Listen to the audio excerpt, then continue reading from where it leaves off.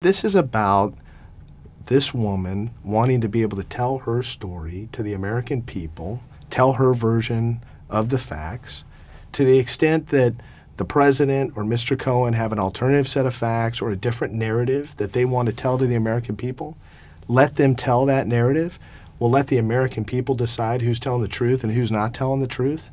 You know, I think that my client, Miss Clifford, I think that her beautiful 7-year-old daughter and what her daughter thinks of her probably has a big bearing on what's happening right now. She wants her daughter to be proud of her. She wants her daughter to hear the truth. Well, I was very hesitant to get involved before I met her, truth be told, and there was a variety of reasons for that. Because I had some preconceived notions as to what she was all about and what her effort was all about, and et cetera. All of that went out the window when I actually met her and listened to her. You know, my mother always told me that when somebody tells you it's not about the money, it's always about the money. So that's the mentality that I've had. But this instance, as crazy as it sounds, it's not about the money. And in speaking with her in a very brief period of time, I realized that it really wasn't that.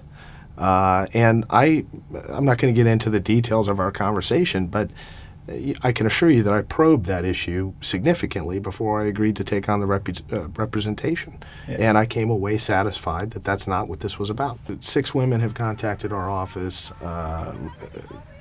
and they have stated various allegations similar to those of my client. It's very early. I don't know whether they're true or not true.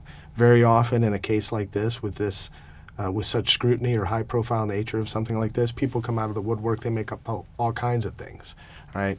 I'm not ready to lend my reputation or back these individuals because we haven't vetted their stories yet.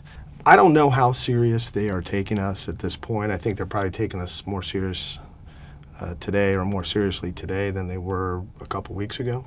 I'll say that. I'll say that they should be taking us very seriously.